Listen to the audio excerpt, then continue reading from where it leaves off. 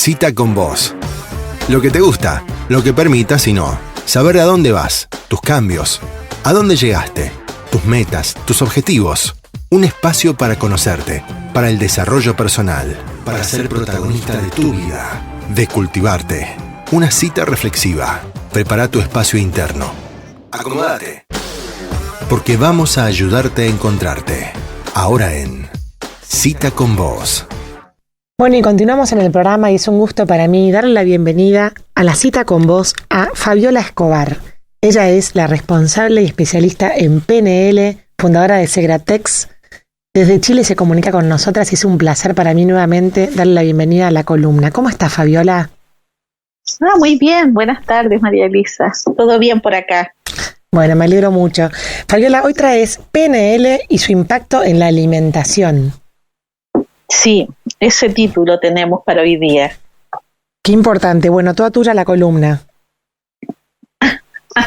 Bueno, yo creo que para partir, como en todas las cosas, hay que hacerlas ordenadas. Explicar primero qué significa PNL para mucha gente que no conoce o desconoce. La programación neurolingüística tiene que ver mucho con la disciplina y el método que tenemos para cuando nosotros nos programamos en forma consciente o inconsciente. Uh-huh. Y a veces no nos damos cuenta. Y eso tiene que ver con el lenguaje. ¿Qué palabra ocupas tú cuando a la hora de comer, sin darte cuenta, tú dices como qué rico, llegó la hora, por fin, etcétera? O también al contrario, cuando tenemos un lenguaje negativo, si estamos con el cuerpo inflamado, que mucha gente dice sobrepeso o gordo, entonces ya hay un lenguaje nuevo, que es un cuerpo inflamado. Cuando hay bajo peso, nosotros hablamos de un cuerpo desinflamado. Así que dicen cuerpo inflamado y desinflamado y no dice gordo y flaco, por ejemplo. Claro, por ejemplo. Y eso es un lenguaje que está otorgado por la Organización Mundial de la Salud hace muchos años. Lo que pasa es que nadie lo ocupa. Entonces, si nosotros mezclamos el concepto de PNL, que es una programación mental a través, en este caso, de la comida, de los alimentos, y por otro lado la palabra impacto en la alimentación, los impactos pueden ser positivos o negativos. Y la alimentación tiene que ver con la energía que nos otorgan los alimentos, los nutrientes o la comida. Si nosotros hacemos una mixtura de todo y decimos, a ver, ¿qué hay acá o cómo podemos compartir con la gente que nos escucha para tener un poquito más de conocimiento? La línea de la programación habla de qué emoción tienes tú o qué emoción existe dentro de ti que te hace comer demasiado o más de la cuenta. O qué emoción tienes que te hace bajar la ingesta de comida o elegir otro tipo de nutriente. Acá es un mundo, desde las personas que definen ser vegetarianos o carnívoros o dietas, y es un mundo hablar de esto. Sin embargo, el orden del que yo hablo tiene que ver con que a la hora de comer o mirarme al espejo, tengo que descubrir qué emoción tengo, positiva, negativa, quizás neutra. Hay gente que no le interesa comer, hay gente que le da lo mismo los horarios y los contenidos de comida. ¿Y por qué es tan impactante? Por los indicadores que tenemos a nivel nacional o a nivel de América Latina. El indicador del cuerpo inflamado es altísimo, la diabetes, la hipertensión arterial y una serie de otras patologías que están asociadas directamente a la alimentación o al hábito de cada una de nuestras comidas. Entonces, por ahí el aporte que podemos hacer en ayuda a toda la gente que nos escucha es, si un día te identificas con un cuerpo que está más inflamado o con menos peso, empieza a identificar cuál es la emoción que te tiene ahí. Ya hay estudios avanzados, María Elisa, y uno ya sabe cuál es la herida emocional que provoca el comer más de la cuenta o comer en cantidades que no corresponden. Entonces también es interesante ayudar a que las personas muchas veces dicen no sé, porque como tanto, me levanto en la noche y estoy impresionada, estoy impactada de la cantidad que como y cómo el cuerpo se me deformó, o al contrario, ya no tengo más ganas de comer, no me interesa. Entonces todo ese lenguaje vinculado a la emoción de cada persona tiene que ver con la herida emocional que hay. Uh-huh. Y eso es lo que uno invita a ayudar a que cuando tú tienes identificada la herida emocional podemos trabajar como los dioses. Cuando hay negación, cuando hay resistencia, claramente hay que ayudar de otra manera, porque todos los pacientes se sienten muy identificados cuando tú le muestras o le demuestras la emoción que la hizo comer más de la cuenta y que está en un estado de impacto, o simplemente dejar de comer, que nosotros llamamos trastorno de la alimentación, como anorexia, bulimia o qué sé yo, obesidades de distintas categorías, hasta la mórbida. O sea, Fabiola, a ver si entendí bien, como que hasta la diabetes y la hipertensión, todas las enfermedades relacionadas con la alimentación podrían ser, digamos, trabajadas desde el lenguaje. ¿Entendí correctamente? Claro. Sí, hay una dirección patológica que tiene que ver con la emoción negativa que hace que tú tengas diabetes, que es la amargura de alguna experiencia de vida de alto impacto y, por supuesto, probablemente comas más dulces porque hay una necesidad en tu sensación de estar amargada. Por lo tanto, si comes excesos, por supuesto que se van a descompensar todos tus indicadores bioquímicos. Entonces sí, está todo vinculado. Ahora hay que ser cuidadosos, María Elisa, porque los nutricionistas o los amigos que están dedicados a esta área, ellos se enfocan solo en la alimentación, en el peso, en la estatura, en el IMC, en el índice de masa corporal. Entonces, depende de tu edad, depende de tu estatura, cuál sería el peso, la alimentación que corresponda. Ellos ven eso. En programación neurolingüística nosotros vemos lo que te comentaba.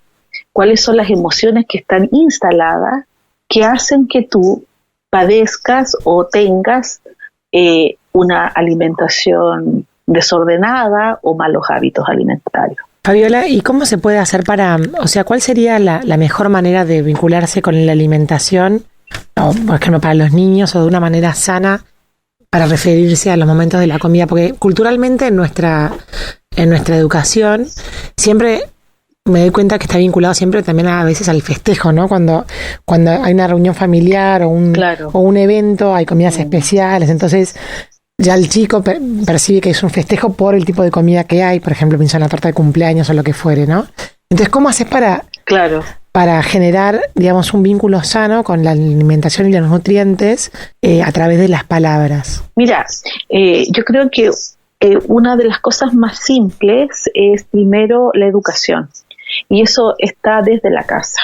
Y eso tiene que ver con la educación, María Elisa, porque si en una casa está por cultura, por origen, por familia, que se coman más pastas o se coman más verduras o se coma comida sana hecha en casa y no se compra la comida elaborada afuera, ya tú tienes varios indicadores desde el punto de vista de consumo. Hay gente que tiene consumos mayoritariamente al desayuno o a la hora de cenar o a la hora de almuerzo. Entonces, apuntando a la pregunta, yo te diría que en forma muy simple, las cargas que hablan los especialistas de alimentos tienen que ver con la sensación o la emoción que tiene la familia.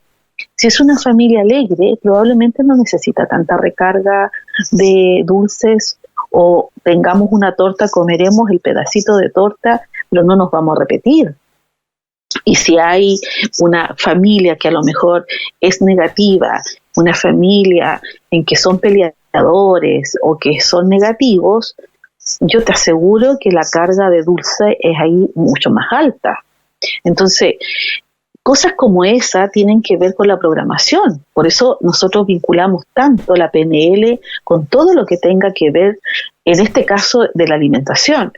Por ejemplo, hay familias que también tienen como conducta repetida comer ciertos tipos de alimentos y hay un desbalance, porque todos sabemos, como en todas las cosas, que tiene que haber un aporte de todos lados.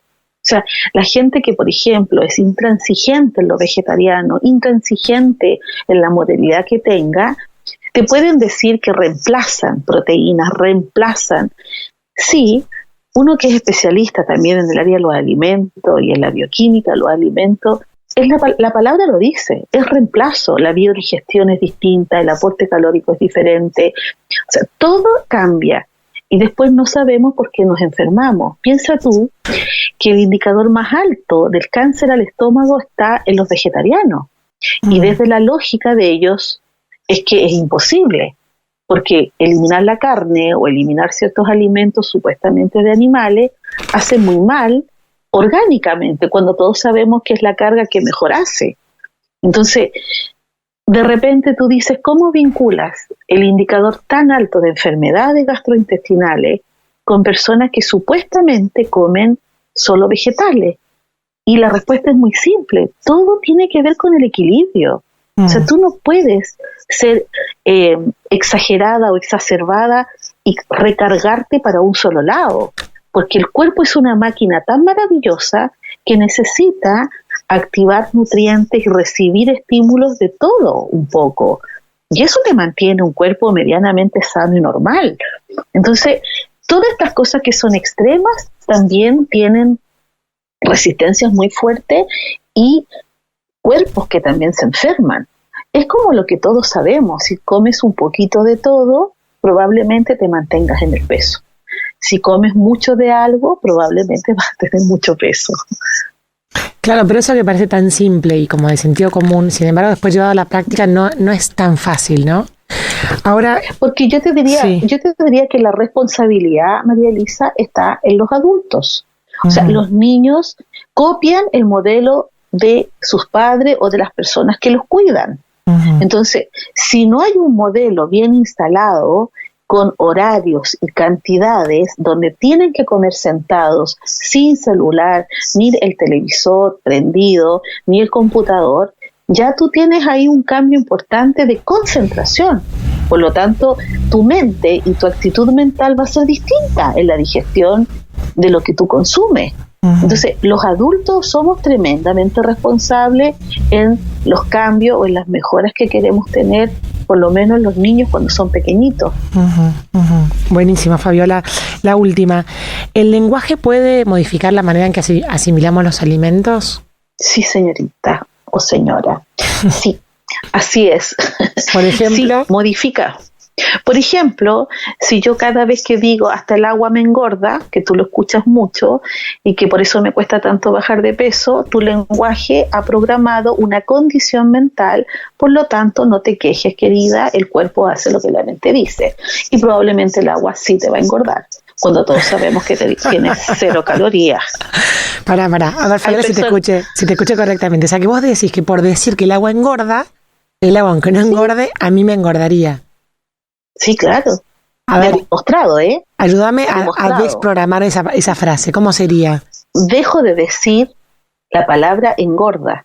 Yo puedo decir, hasta el agua me hace estar mejor. Hasta el agua me hace estar más linda. Es como mientras más agua tomo, más delgada me siento, más desintoxicada me siento. Entonces, una pauta lingüística es que todo lo que yo coma diga que me hace bien, aunque estés comiendo papas fritas con una carga calórica gigante. Entonces, todos se ríen porque dicen, pero ¿cómo? Mira, hay un estudio en Estados Unidos que participé, que me reí tanto, hablaban de la cantidad. Entonces, no importaba qué fuera, grasas, proteína, mezcla de todo, solo jugo, solo dulce, que hablaban de la cantidad. Entonces, la gente dice, comí tanto. Fíjate el lenguaje, comí tanto que ya no doy más, no puedo más. No, está bueno. El cuerpo está escuchando. Entonces el cuerpo dice, ok, recibido el mensaje. El cuerpo hace lo que la mente dice. Hay gente que dice, oye, esto está tan exquisito, tan maravilloso que voy a probar. Solamente lo voy a probar. Estoy, no sé, en un tratamiento, sin embargo lo prueba. Pero también se regula en la cantidad. Por eso te digo, todo tiene que ver con el lenguaje asociado a nivel inconsciente. Hay gente que dice, no, a mí me fascinan los dulces, no, a mí me encantan los salados, así que por favor, si vamos a comer, que sea algo salado. Perfecto. Y yo pregunto, ¿y cantidad? Da lo mismo, porque a mí me gustan los salados. Y además te dicen, y el azúcar es lo que engorda. Entonces, por eso te digo, la curación y la sanación tiene que ver con qué lenguaje ocupo yo para cuando me siento a comer. Vamos a comer todos sentados, vamos a disfrutar esta rica comida que hizo la mamá y se comen todo. Listo. Listo. Y yo empiezo a preguntar, ¿cómo estamos con los índices de masa en esta familia? ¿Están todos con sobrepeso? Todos. Entonces, el comérselo todo, la programación es tan tremenda que el niño que dejó comida, el hermano se lo come. O la mamá insiste, yo hice toda esta comida para que se la coman, así que se lo comen todo. La comida no se pierde, la comida se come. Sí, pero a lo mejor el bebé o el niño tiene un estómago más pequeñito y de acuerdo a su cuerpecito y a su mente, a lo mejor come la mitad, lo que no significa que esté enfermo. Entonces también el respeto a cómo los niños también reciben esta información. ¿Para qué decir los adultos? ¿Para qué decir los adultos? Entonces, es muy importante, yo hago mucho hincapié en la responsabilidad de nosotras, sobre todo las mamás, de cuando cocinamos o lo que preparamos, para que los niños consuman o coman. Espectacular, Fabiola, clarísima. Bueno, te agradecemos muchísimo, nos dejaste impresionadas con esta última reflexión. Quedamos en contacto hasta el mes que viene. Sí. Igual me gustaría agregar algo, sí. María Elisa, que mucha gente a mí me pregunta cuál sería la afirmación o la programación más útil. Y yo siempre les digo a todos que la comida se la imaginen como que es una energía que está escuchando, que si tú la tratas bien, probablemente cuando la comas te va a tratar bien a ti. Es como cuando mezclamos las conferencias con el dinero. Si tratas bien el dinero te va a tratar bien a ti. Porque el concepto uno es la energía que tiene cada cosa que nosotros hacemos. ¿Qué energía tienes tú cuando preparas la comida? ¿Y qué energía tienes tú cuando sirves la comida? Y cuando las personas consumen la comida. Entonces, una de las reflexiones lindas es decir que la comida o la energía que estoy consumiendo es para yo estar sana y feliz o contenta. Entonces todo lo que como me mantiene regia, me mantiene delgada, soy delgada mientras más como y haces esos trucos. Entonces también, Ana, todo el tiempo diciéndotelo antes, durante o después de cada comida, mínimo 3 semanas garantizamos la programación instalada. Entonces la curación tiene que ver también a que el cuerpo va a obedecer la instrucción mental. Por eso los pacientes suponen que basta con que yo me lo diga y ya está. No, tienes que decirlo por lo menos 3 semanas, cada día más linda, cada día más sana, todo lo que como me hace regio, y así lo generalizas y dejas de ponerle el miedo a que si vas a comer hidratos de carbono, no sé, los intestinos y el estómago no hacen la digestión. Sí, es cierto, porque tu emoción está en negativo. Entonces, todo tiene que ver con la orden que tú le das mentalmente cuando comes. Eso es clave, María Luisa. Clarísimo. Bueno, Fabiola, muchísimas gracias por esta entrevista y nos reencontramos nuevamente en la próxima edición de Cita con Vos. Encantada, pues. Que estén muy bien. Adiós. Adiós. Bueno, y así pasaba Fabiola Escobar, especialista en PNL, hablando de la importancia de la programación neurolingüística y la alimentación.